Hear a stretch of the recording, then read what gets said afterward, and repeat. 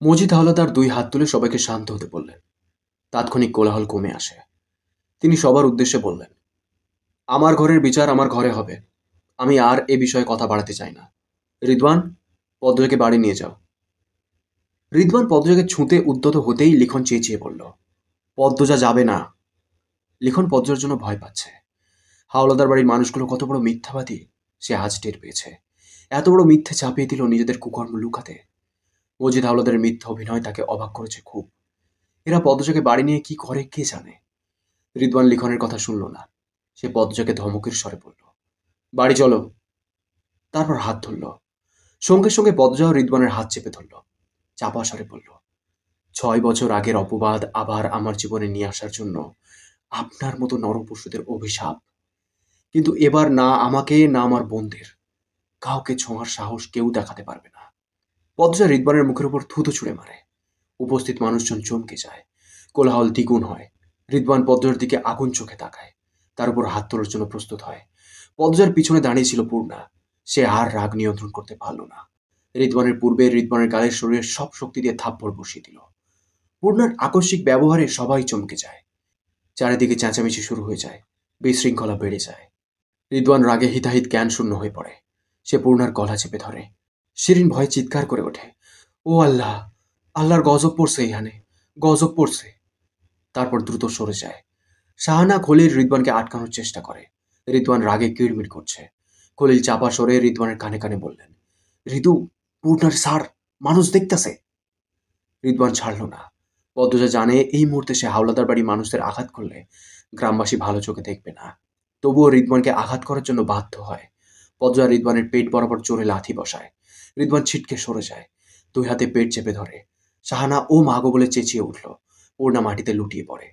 মৃদুল গফুর মিয়াকে নিয়ে স্কুলের দিকে আসছিল। দূর থেকে দেখতে পেল মাঠের মানুষজন অস্থির হয়ে আছে। সে গফুর মিয়াকে বলল, আব্বা, আপনি আসেন, আমি আগে যাইতেছি।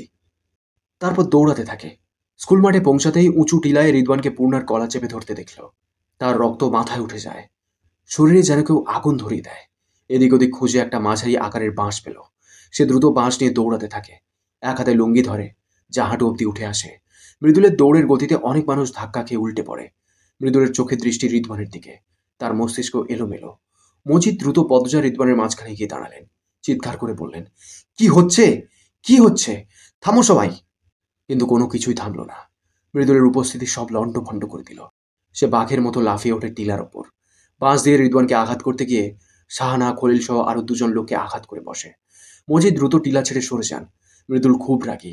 মৃদুলের এলাকার অনেকে মৃদুলকে মাথা খারাপ বলে। সে কখনো বুদ্ধি দিয়ে কিছু করে না, সবসময় ক্রোধকে মূল্য দেয়। রাগের বশে কখন কি করে নিজেও জানে না। মানুষজন ছোটাছুটি করে পালাতে থাকে। শুধু মৃদুলের হুঙ্কার শোনা যায়। ক্রোধ তাকে উন্মাদ করে দিয়েছে। সে রিদওয়ানকে বলছে, জারজের বাচ্চা, তুই কার গায়ে হাত দিছস? তোরে আজ আমি মাটির ভিতরে গাইতা ফেলবো। আশেপাশে ছড়িয়ে থাকা মজিদ হাওলাদারের লোকেরা মৃদুলকে ধরতে দৌড়ে আসে। ত্রিধা ভয়ে দূর থেকে দুই হাতে মুখ ঢেকে ফুফাচ্ছে। আনোয়ার হোসেন ত্রিধার পাশে গিয়ে দাঁড়ালেন। ত্রিধার মাথায় হাত রাখলেন। আনোয়ার হোসেনের দিকে তাকিয়ে ত্রিধা হাউমাউ করে কেঁদে উঠল। বলল, লিখনকে কেন ছাড়ছে না ওরা? আনোয়ার হোসেন টিলার উপর চোখ রেখে বললেন, জানি না মা, কি হচ্ছে বুঝতে পারছি না। কেউ খুন হয়ে যাবে এখানে। লিখন যে কেন এসবে জড়িয়ে পড়ল? আনোয়ার হোসেনের কণ্ঠে আফসোস। ত্রিধা মাটিতে বসে। তার কলিজা ছিঁড়ে যাচ্ছে।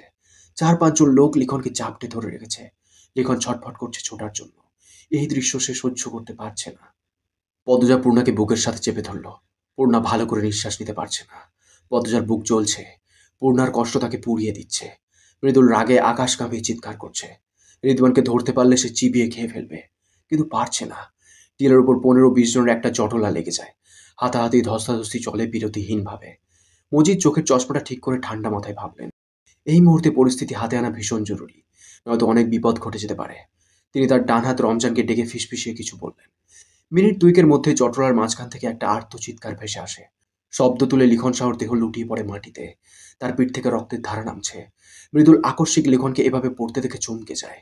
রিদওয়ান লিখনকে আহত হতে দেখে মজিদের দিকে তাকালো। তার মুখ রক্তাক্ত। মৃদুল এতজনকে উপেক্ষা করেও তাকে আঘাত করতে সক্ষম হয়েছে। মজিদ ইশারায় রিদওয়ানকে কিছু একটা বোঝালেন। রিদওয়ান তাৎক্ষণিক পদ্মজাকে খুঁজল। দেখল পদ্মজা মাটিতে পড়ে আছে। তার চোখ দুটি বোঝা। মজিদের একটা পদক্ষেপ পুরো পরিস্থিতি পাল্টে দিল। লিখন হয় মারা যাবে, নয়তো অনেক দিন হাসপাতালে পড়ে থাকবে। আর পদ্মজাকে একবার বাড়ি নিয়ে যেতে পারলেই হলো, আর মুক্তি পাবে না। রমজান সবার আড়ালে দ্রুত ঘাটে গেল, রক্তমাখা ছুরি আর হাতে রুমাল নদীতে ছুঁড়ে ফেলল। এশারের আজান পড়ছে। পদ্মজা ধীরে ধীরে চোখ খুলল, নিজেকে নিজের ঘরে আবিষ্কার করল। মাথা ব্যথা করছে খুব। সে এক হাতে কপাল চেপে ধরে। তখনই দুপুরের সব ঘটনা মনে পড়ে যায়। পূর্ণার মাথায় হাত বুলে দিচ্ছিল সে, তখন কে যেন পিছন থেকে মুখে কিছু একটা চেপে ধরে। তারপর আর কিছু মনে নেই। পদ্মজা দ্রুত উঠে বসে, জুতা না পরেই ঘর ছেড়ে বেরিয়ে আসে। সিঁড়ি বেয়ে নামার সময় লতিফার দেখা পেল। লতিফা পদ্মজাকে দেখে বলল, কই যাইতাছ? পূর্ণা কোথায়? পূর্ণার কাছে যাব। পূর্ণা তো উপরে। পদ্মজা অবাক হয়ে প্রশ্ন করে, উপরে মানে? তিনতলায়? হ। এখানে কে নিয়ে আসলো? পদ্মজা প্রশ্ন করলো ঠিকই, উত্তরের আশায় থাকলো না। দৌড়ে তিনতলায় চলে গেল। তিনতলার একটা ঘরেই পালঙ্ক আছে, রুম্পা যে ঘরে ছিল।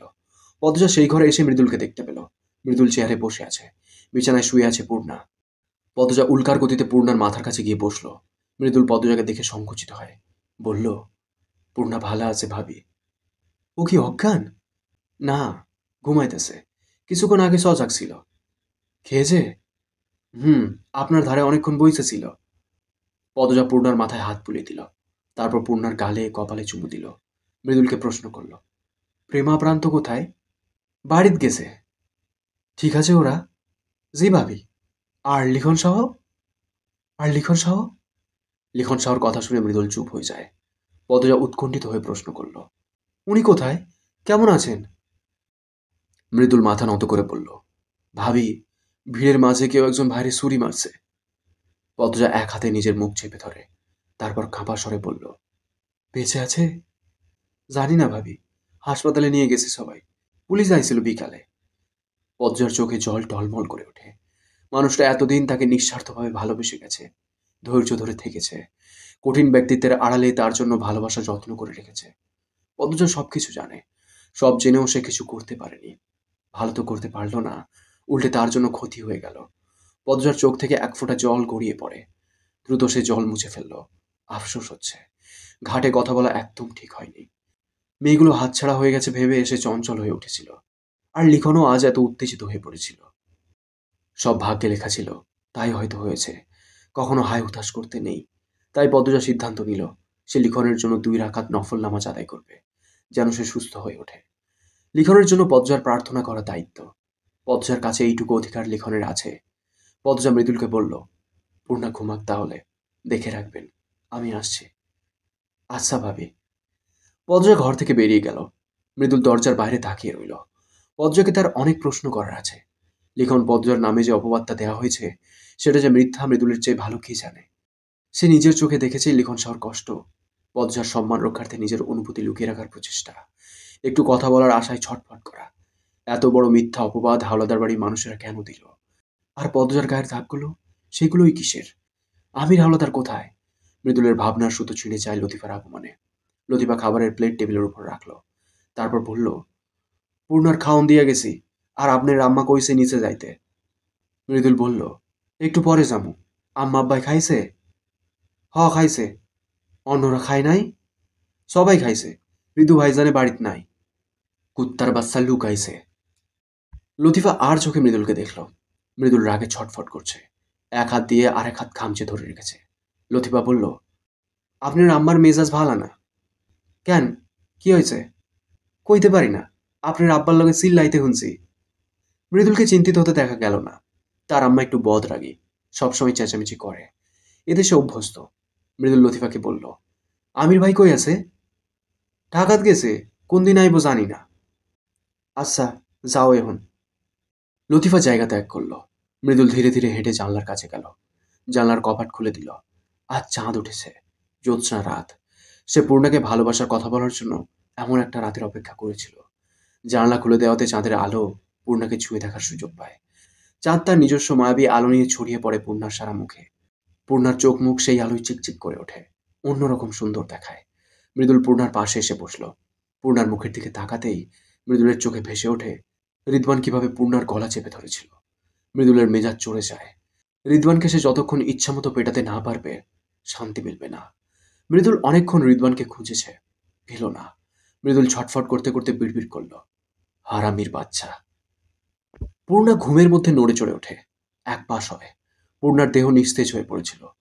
প্রান্ত পূর্ণাকে বাড়িতে নিয়ে যেতে বলে। বাসন্তী বাড়িতে একা। তিনি কিছুই জানেন না। তখন মজিদ বললেন, পূর্ণাকে তাদের বাড়িতে নিয়ে গেলে বেশি ভালো হবে। পদ্মজা সেখানে আছে। মৃদুলও রাজি হয়ে যায়। তার কাছাকাছি থাকবে পূর্ণা। এর চেয়ে আনন্দের কি হতে পারে? প্রান্ত মেনে নিল। এই মুহূর্তে মৃদুলই পূর্ণার অভিভাবক। মৃদুল বুঝতে পারেনি মজিদ হালদার ভালো মানুষই দেখাতে এই প্রস্তাব দিয়েছেন, যাতে গফুর মিয়া বা মৃদুল অথবা গ্রামবাসী কেউই মজিদকে দোষী না ভাবে। মজিদ সবাইকে নিজের উদারতা দেখিয়েছেন। গ্রামবাসীর উদ্দেশ্যে বলেছেন, পদ্মজা দোষী হলেও তার বোন দোষী নয়। রিদওয়ান পূর্ণার সাথে অন্যায় করেছে। এর জন্য রিদওয়ানের শাস্তি হবে। তিনি রিদওয়ানকে সবার সামনে থাপ্পড় দিয়েছেন আর বলেছেন, পূর্ণা সুস্থ হলে পূর্ণার কাছে ক্ষমা চাইবে রিদওয়ান। মৃদুল কল্পনা থেকে বেরিয়ে পূর্ণার এক হাত মুঠোয় নিয়ে হৃদয়ের অন্তঃস্থল থেকে উচ্চারণ করল, তাড়াতাড়ি সুস্থ হইয়া যাও, আমি তোমারে নিয়ে যাইতে আইছি। মৃদুল পূর্ণার হাতে আলতো করে স্পর্শ করতে করতে তার মায়াবী মুখখানা মুখস্থ করে নিল। মৃদুলের ইচ্ছে হচ্ছে পদ্মজার মতো পূর্ণার কপালে চুমু এঁকে দিতে, কিন্তু সেই বৈধতা বা সাহস তার নেই। সে পূর্ণার এক হাত শক্ত করে ধরে রাখল। পদ্মজা ঘরে প্রবেশ করতেই মৃদুল বিজলির গতিতে পূর্ণার হাত ছুঁড়ে ফেলে। তারপর নিঃশ্বাসের গতিতে দূরে গিয়ে দাঁড়ালো। সঙ্গে সঙ্গে পূর্ণার ঘুম ভেঙে যায়। মৃদুল এত জোরে হাত ছুঁড়েছে, ঘুম তো পালানোরই কথা। পদ্মজা অবাক হয়ে মৃদুলকে দেখল। এত ভয় পাওয়ার কি হলো? পূর্ণা চোখ খুলে পদ্মজাকে দেখে খুব খুশি হয়। সে দ্রুত উঠে বসল। পদ্মজা পূর্ণার পাশে গিয়ে বসে। পূর্ণা শক্ত করে পদ্মজাকে জড়িয়ে ধরে বলল, আপা। পদ্মজা মৃদু হেসে বলল, বোন আমার। তারপর পূর্ণার দুই গালে হাত রেখে বলল, কষ্ট হচ্ছে? পূর্ণা মৃদুলকে দেখল। তারপর পদ্মজাকে বলল, না আপা। মৃদুল উসখুস করতে করতে বলল, আমি তাহলে যাই ভাবি, ওইখানে পূর্ণার খাবার আছে। পদ্মজা মাথা নেড়ে সম্মতি দিল। মৃদুল দরজার বাইরে গিয়ে পূর্ণার দিকে তাকালো একবার। পূর্ণার বদলে সে পদ্মজাকে তাকিয়ে থাকতে দেখল। মৃদুল জোরপূর্বক হেসে জায়গা ছাড়ল। এতক্ষণ শুনলে আমি পদ্মজা উপন্যাসের ৭৮তম পর্ব। কেমন লেগেছে কমেন্ট করে জানিও। তোমাদের একটা কমেন্ট আমাকে প্রচুর মোটিভেট করে। পরবর্তী পর্বগুলো খুব শীঘ্রই চলে আসবে এই চ্যানেলেই। তাই চ্যানেলটাকে সাবস্ক্রাইব করে রেখো। দেখা হচ্ছে খুব তাড়াতাড়ি। ততক্ষণ সুস্থ থেকো, ভালো থেকো। Thank you.